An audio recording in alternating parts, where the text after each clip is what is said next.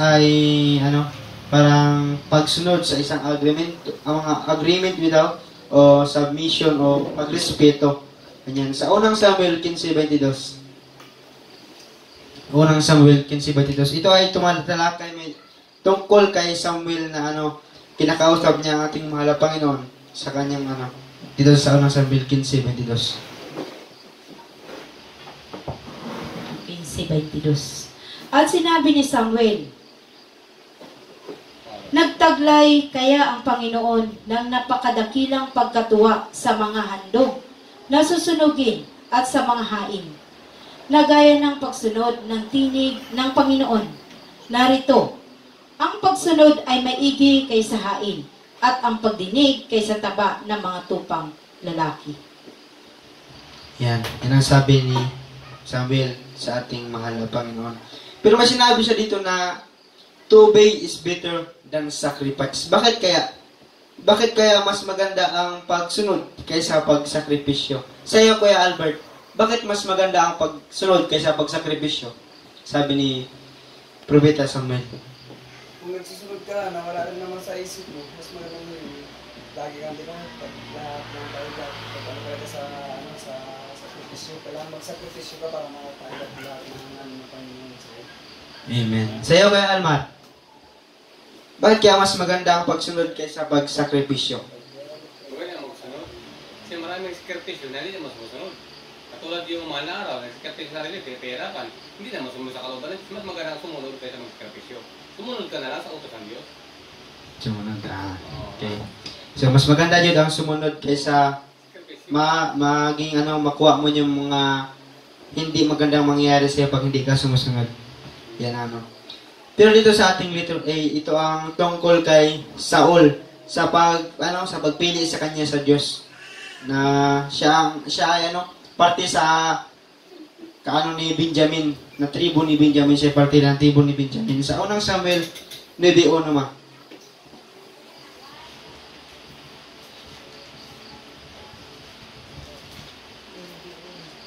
Unang Samuel 9:1. May isang lalaki nga sa Benjamin na ang pangalay Sis, na anak ni Abel, na anak ni Sor, na anak ni Bikora, na anak ni Apia, na anak ng isang Benhamita, na isang makapangyarihang lalaki na may tapang. Sa Dosma. At siya ay may At siya ay may isang anak na lalaki na ang pangalay Saul, isang bata at makisig. At sa mga anak ni Israel ay walang lalong makisig na lalaki kaysa kanya. Mula sa kanya mga balikat at hanggang sa paitaas ay lalong mataas siya kaysa sino man sa bayan. At ang mga asno ni Sis na ama ni Saul ay nawala. At sinabi ni Sis kay Saul na kanyang anak, ipagsama mo ngayon ang isa sa mga bataan at ikaw ay tumindig at hanapin mo ang mga asno. Yan. Si Saul pala pagpili kay Saul, yan ang sinabi nga na parang siya yung bata nga lalaki, mataas at saka gwapo. O kingly appearance ang kanyang mukha, pang hari talaga, parang sa buong Israel siya ang pinaka mataas, pinakagwapo. Siya, parang nasa kanya na lahat, ang katangian ng pagkahari nasa kanya. Matapang, energetic, and the first modest and a master of himself. Ipinanganak siya na maging hari at inanon siya ni Samuel para maging hari. So naging hari na siya, naimong hari na siya ng Israel. Si Samuel man ang unang hari ng Israel, kay ang mga tao sa Israelites, parang gusto nila bitaw na magkaroon sila ng hari parehas ng mga ibang bansa na sa paligid nila, kay mayroong mga hari. Pero sila, may hari naman sila na mao ang atong buhay nga Diyos, pero ang gusto nila yung makita nila na hari na mag-lead sa kanila, magdala sa kanila, gusto talaga nila yung makita. Kaya nag-ampo sila sa Panginoon na gusto nila ng hari. Kaya pinagbigyan sila ng Panginoon at binigay ng Panginoon si Saul. So ang unang utos ng Diyos kang Saul, sa unang Samuel 15:18 ma. Sa isang paglalakbay At sinabi, ikaw ay yumaon, at iyong lubos na lipulin ang mga makasalanang Amalisita, at labanan mo sila hanggang sa sila'y malipol. Amen. Yan ang utos ng ating mahal na Panginoon kay Saul, na ang sa English ba, go and utterly destroy the sinners, the Amalekites, and fight against them. Yan. At ubusin mo sila hanggang sila, talunin mo sila hanggang silang maubos. Yan ang sa utos ng ating mahal na Panginoon kang Saul, na ubusin talaga ang Amalekites kay sa harapan nating mahal na Panginoon, parang makasalanan talaga ang bansang mga taga-Amalekites. Yan sa ating literacy, yung Samuel's confrontation. Sa unang Samuel 15:19, wherefore then did thou not obey the voice of the Lord, but didst fly upon the spoil and didst evil in the sight of the Lord. Sa unang Samuel 15:19, ma. 19. Bakit nga hindi mo sinunod ang tinig ng Panginoon? Kundi ikaw ay dumaluhong sa pananamsam, at ikaw ay gumawa ng masama sa paningin ng Panginoon. Yan. Ang utos ng ating mahal na Panginoon na ang diyan sa 19 sa 15 nga hindi sila makakuha ng mga anumang maruming bagay o mga kanilang mga nasunog na mga ari-arian ng mga taga-Amalekites. Hindi sila magkuha ng anumang mga bagay doon, kung hindi kanilang ubusin talaga, sunugin para walang matira. Pero ang ginawa ng mga tauhan ni Saul sa kanyang mga tauhan ay may silang kinuha yung mga asnong mataba na asno, kailang tinabi para gamitin nila para pagkain nila. Yan sa unang Samuel 15:9, yun ang nagawang kasalanan nila Saul, kaya hindi sila nakasunod sa utos ng ating mahal na Panginoon. 15:9. Ngunit pinanghinayangan ni Saul at ng bayan ni Agag, at ang pinakamabuti sa mga tupa, sa mga baka, at sa mga pinataba, at sa mga kordero, at lahat ng mabuti at yaong hindi nila lubos na nilipol, ngunit bawat bagay na hamak at walang kabuluhan ay kanilang lubos na nilipol. Yan, mayroon silang kinuha na nandoon sa mga Amalekites na naging kasalanan nila. Yun ang naging kasalanan nila, na parang hindi sila nakasunod sa utos ng ating mahal na Panginoon. Kaya ang utos ng ating mahal na Panginoon, ubusin talaga, walang ititira. Pero ang ginawa nila, meron silang kinuha yung mga bagay na magpakinabangan. Kaya nagalit ang ating mahal na Panginoon, kaya nagkasala sila sa harapan ng ating mahal na Panginoon. Pero sumugot pa rin si Saul sa ating mahal na Panginoon. Sa unang Samuel 15:20, ma. Unang Samuel 15:20. At sinabi ni Saul kay Samuel, oo, aking sinunod ang tinig ng Panginoon, at ako yumaon sa daan na pinagsuguan sa akin ng Panginoon, at aking dinila si Agag na hari ng Amalek, at aking lubos na nilipol ang mga Amalisita. Amen. Yan. Yan ang utos ng sinagot ni Saul sa ating mahal na Panginoon. Yan. Inubos. Ang sagot niya na inubos niya raw sinunod niya raw ang utos ng ating mahal na Panginoon sa kanya, at inubos talaga ang mga taga-Israelita, dahil ang mga taga-Amalekita, dahil sabi na nga, dahil ang mga Amalekita ay makasalanan sa harapan ng ating mahal na Panginoon. Kumbaga sa ating panahon ngayon, ang mga ginagawa nila ay mga naga-drugs, ganyan, mga bakla, basta madaming mga hindi masunurin sa harapan ng ating mahal na Panginoon, mga makasalanan sa harapan ng ating mahal na Panginoon, ang mga Amalekita. Sa unang Samuel 15:21, ma. Ngunit ang bayan ay kumuha ng samsam ng mga tupa at mga baka ng pinakamabuti sa mga itinilagang bagay upang ihain sa Panginoon mong Diyos sa Gilgal. Yan. Kinuha nila yung mga matataba na asno, mga tupa, marami pa silang kinuha na at inalay nila sa ating mahal na Panginoon, at hindi naging kalugod-lugod sa harapan ng ating mahal na Panginoon. Kaya sabi na utos na ating mahal na Panginoon na ubusin ang mga Amalekita, walang ititira. Pero ang ginawa nila, may kinuha talaga sila ng mga hayop para ialay sa ating mahal na Panginoon, kaya hindi naging kalugod-lugod sa harapan ng ating mahal na Panginoon. Sa unang Samuel 15:22, parang nag-ano na sila, parang tumasagot-sagot pa rin si Saul sa ating malapan. Sa unang Samuel 15:22. At sinabi ni Samuel, nagtataglay kaya ang Panginoon ng napakadakilang pagkatuwa sa mga handog na susunugin at sa mga hain na gaya ng pagsunod ng tinig ng Panginoon. Narito, ang pagsunod ay maigi kaysa hain at ang pagdinig kaysa taba ng mga tupang lalaki. Amen. Yan ang sabi ni Samuel, na ang kanilang alay ay hindi naging kalugod-lugod sa harapan ng ating mahal na Panginoon. Kaya mas mabuti pa ang sumunod kaysa magsakripisyo. Di ba Kuya Almar? Mas mabuti talaga ang sunod kaysa magsakripisyo. Tama, tama. Kaysa maano mo yung galit ng ating mahal na Panginoon. Kasi maraming sa atin dito, literal natin sa atin ngayon, pag mahal na araw, maraming nagsikripisyo. Kalawin yung sarili, magpapako pa nga sa cross, sikripisyo. Pero ang pagsunod, maigi ang pagsunod talaga.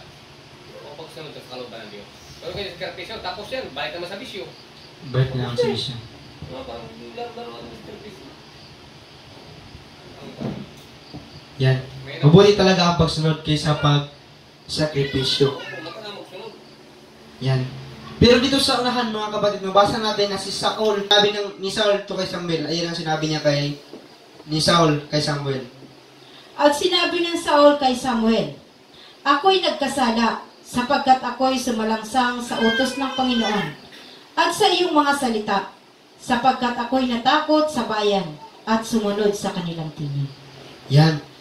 Si Saul pala, kaya pala siya nagsisi siya dahil daw yung natakot lang siya sa mga tao, kaya ginawa niya at kinuha niya yung mga bagay na yun. Pero ang pagsisisi niya ay parang piki bitaw, parang hindi yun ang totoong nangyari, parang gawa-gawa niya ang istorya, gawa-gawa niya ang kwento para patawad siya. Sa unang Samuel 15:75 dito nagpatuloy ang kanyang pagsisisi. Sa 15:75 dito nagpatuloy ang pagsisisi ni Saul. Ngayon nga'y isinasamo ko sa iyo. Ipatawad mo ang aking kasalanan at bumalik ka uli na kasama ko upang ako'y sumamba sa Panginoon. Yan. Pero dito sa unahan mga kapatid, ating mababasa dito na ang hukom ng ating mahal na Panginoon kay Saul. Ang pinasalita ng ating mahal na Panginoon kay Samuel. Sa unang Samuel 15:26. At sinabi ni Samuel kay Saul, hindi ako babalik na kasama mo, sapagkat iyong itinakwil ang salita ng Panginoon, at itinakwil ka ng Panginoon upang huwag ka nang maging hari sa Israel. Yan, dyan na tinakwil si Saul na bilang hari ng Israel. Diyan na tinakwil na siya. Kaya dahil nireject niya ang salita ng ating mahal na Panginoon, hindi niya sinusunod ang salita ng ating mahal na Panginoon. Sa 27, kaya dito sa 26 nga, sa Bisaya pa, si Samuel mingon kang Saul, ako di na mabalik kuban kanimo, kay karon sa likoy sa pulong sa Dios, ang Dios nagsalikoy kanimo gikan sa paghari ibabaw sa Israel. Diyan, sinalikway na siya, parang tinakwil na siya ng ating malapan na bilang hari ng Israel dahil sa kasalanan na ginawa niya, dahil sa hindi niya pagsunod sa utos ng ating mahal na Panginoon. Diyan natin mabasa na ang ang pagsunod ay mas maganda kaysa sakripisyo. Sa 27 sa At Tagalog. nang pumihit si Samuel upang yumaon, siya'y pumigil sa laylayan ng kanyang balabal at nahapak. Yan, sa sobrang talaga ni Samuel, sa pagtalikod ni Saul, sa pagtalikod ni Samuel para sa paglakad, parang inawakan siya ni Saul.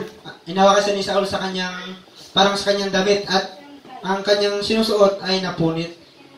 Dito na talaga naging naging malala. Sa 28 At sinabi ni Samuel sa kaniya, hinapak sa iyo ng Panginoon ang kaharian ng Israel sa araw na ito, at ibinigay sa iyong kapwa na maigi kaysa sa iyo. Amen. Para ang kaharian ng Israel ay ibibigay na sa kanyang kapwa kapwa Israelites din ibibigay na kay dahil sa kasalanan na nagawa niya. Sabi pa nga, the wages of sin is death. Sa ang kasalanan, ng ganti ng ginawang kasalanan ay kamatayan. Yan ang nasabi diyan sa Biblia. Dahil sa ginawa niyang kasalanan, dahil sa kanyang hindi pagsunod sa ating mahal na Panginoon, naging kasalanan sa harapan ng ating mahal na Panginoon. At yung alay na ginawa niya, yung mga matataba na asno, ay naging parang masama sa harapan nating mahal na Panginoon dahil yun ay galing at ang alaga ng mga masasamang tao. Parang dito sa unahan, nag-api na pa rin si Saul sa 15 o 30 ma. Parang nagpatuloy pa rin ang kanyang paghihingi ng tawad, pero piki, hindi kalugod-lugod sa harapan ng ating mahal na Panginoon. Nang magkagayoy kaniyang sinabi, ako'y nagkasala, gayon may parangalan mo ako ngayon. Isinasamo ko sa iyo, sa harap ng mga matanda ng aking bayan at sa harap ng Israel, at bumalik ka uli na kasama ko upang aking sambahin ang Panginoon mong Diyos. Amen.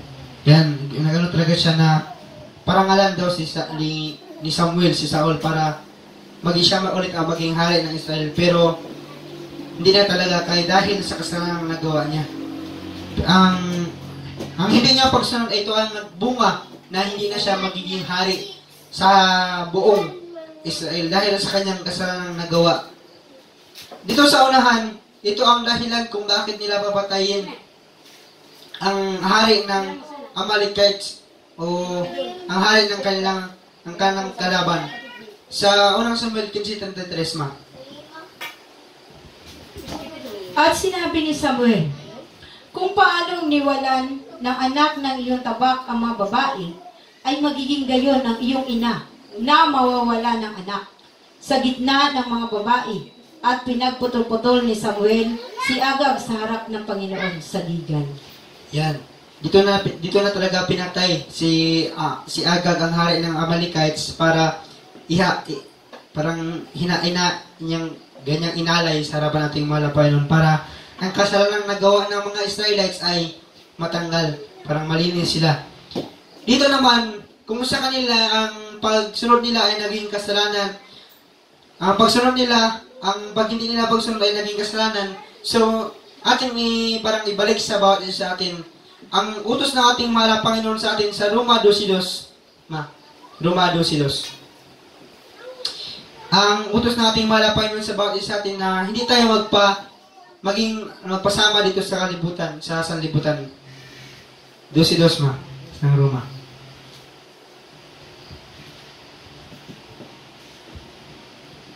At huwag kayong magsiayon sa sanlibutang ito, kundi mag-iba kayo sa pamamagitan ng pagbabago ng inyong pag-iisip upang mapatunayan ninyo kung alin ang mabuti at kaaya-aya at lubos na kalooban ng Diyos. Yan. At huwag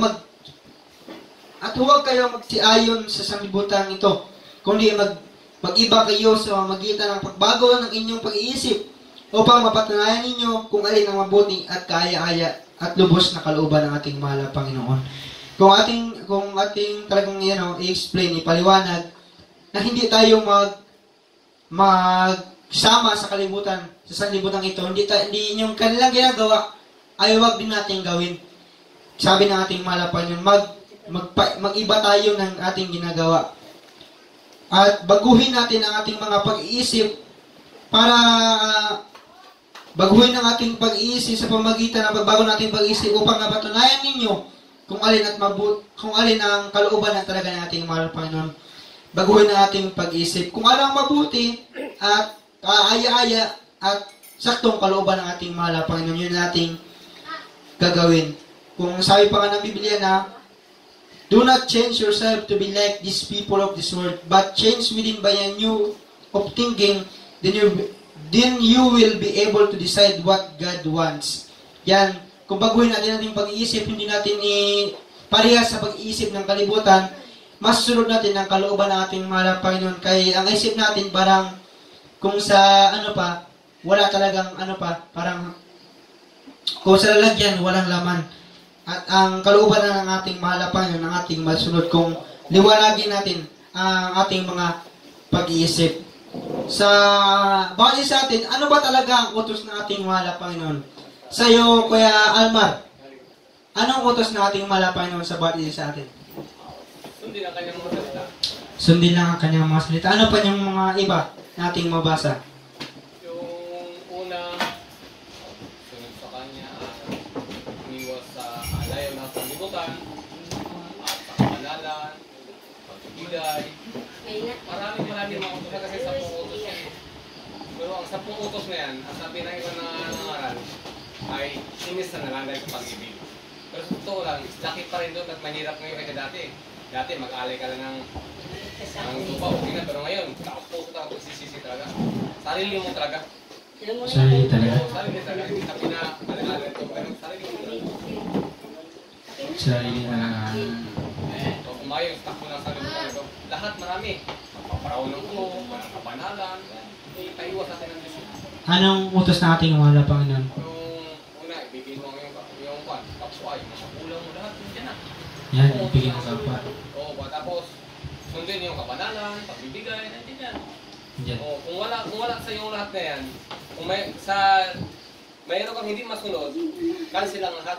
Kasi hindi makarating eh. Tulad ng sensibo, pag kulang ng number, hindi makaabot. Kailangan kumpleto yung para makaabot. Yan, Oo, talaga. diba? Oo, sabi sa Juan 9:31, alam natin, dinirinig ng Diyos makasalanan. Pero dinirinig ng Diyos, ang tunay naman na ba't sumusunod sa kanyang karupan. Yan. Tama, pero sa bawat isa atin, lahat tayo ay makakasala sa harapan nating mahal na Panginoon. Lahat. Kaya, kung sa bawat isa atin, ang dapat natin gawin ay sundin lang ang kalooban nating mahal na Panginoon. Kaya kung hiwalay tayo sa utos nating mahal na Panginoon, ito ay kasalanan sa harapan nating mahal na Panginoon. Sa iyo, Kuya Albert, ano pa talaga ang ibang mga utos nating mahal na Panginoon sa bawat isa atin? Ano ba ang inyong ibang utos? Maliban sa sinabi ni Kuya Almar. Iba niyang mga utos na dapat nating sundin.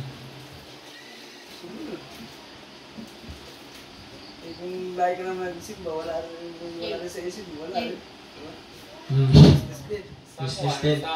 Sige nga simba, puro paglabas mo ng simba, sige ka lang ang puro kwento mo, paglastugan. Lucas 6:35 ma. Magbigay ng masaya. Roma 6:35. Lucas 6:35 ba?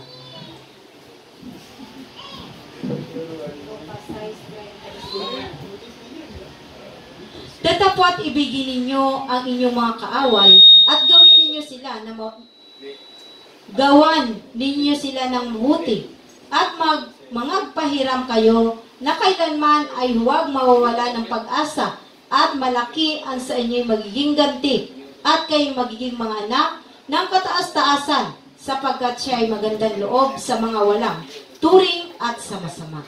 Yan. Yan ang sabi sa Lucas 6:35 na ibigin mo ang iyong mga kaaway. Sa iyo, Kuya Almar, paano mo ibigin ang iyong kaaway? Alam mo, ganyan na, mura-murahin ako, silang suntok, titigil ko ng konti, sabihin, bangon ko pa rin, Pero, ibigin ang kaaway. Ibigin, pakita mo siya kasi ang, ano mo, gawa ka ng masama, sabi ng Biblia, pakitaan mo ng, daigi ang masama, daigi mo ng mabuti. Kahit na medyo pangit sa pagbari, pakitaan mo siya ng maganda. Alam mo, hindi siya magpapapingin mo. Alam mo, nagpamirin pamirindahin mo din ang pag-ibig. Alam mo, pagkamakin ka, daigi mo eh. Hanggang sa siya mamahong pagkamakin mo. Ito, bigyan kita ng halimbawa. Paano mo maibig ang kapwa? Halimbawa, hinahamon ka ng suntukan ng parang yung kaibigan mo, yung talagang kaaway mo. Hinahamon ka ng suntukan, tapos anong gagawin mo para mapatunayan mo na iniibig mo ang iyong kapwa? Sabihin ko na, Brad, hindi ako makapag-away ng Brad kasi bawal sa amin niya. Sunod ka na magpuan. Iwang mo na si Brad sa mga kung medyo malamig na kanyang isipan, huwag mo si paliwanag. Hindi katulad nung pagka muna suntukan, timing na siya. Kung mga iba na.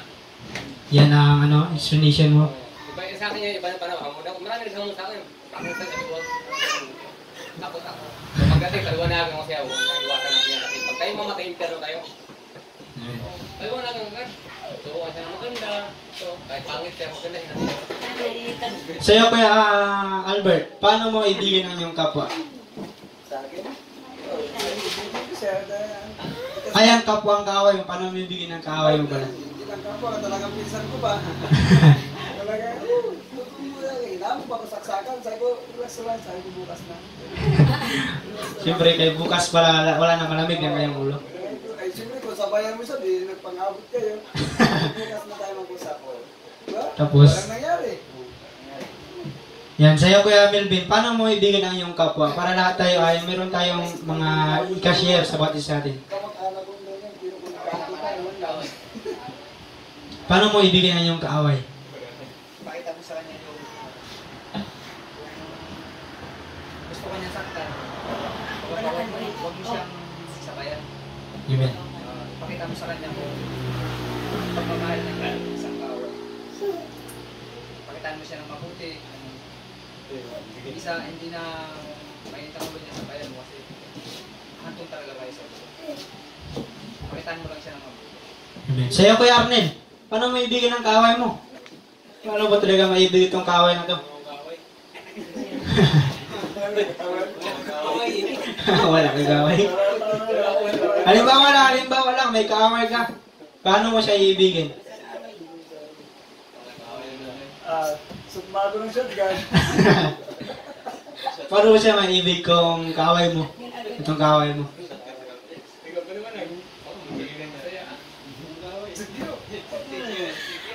Ano lang, sa akin, sa Judeo kasi minsan may mga lasing na pumapasok.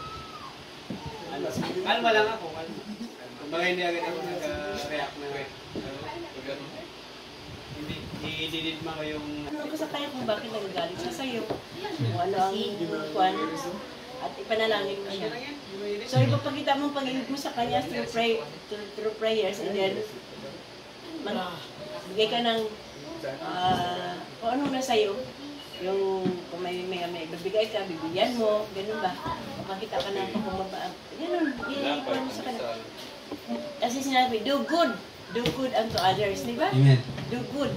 Oh, hindi lang kaaway, kapatiran din. Kapatiran din. Oo, ganun. Amen. So, ang akin lang kasi, bilang isang Kristiyano, kailangan wala kang kaaway. Amen. Wala Wala kang talaga kaaway, bilang isang Kristiyano.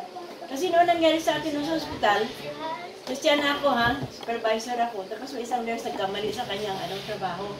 So, on the spot, dahil na talagang mali ang ginawa niya, pinagalitan ko siya, harap-harap ng pasyente.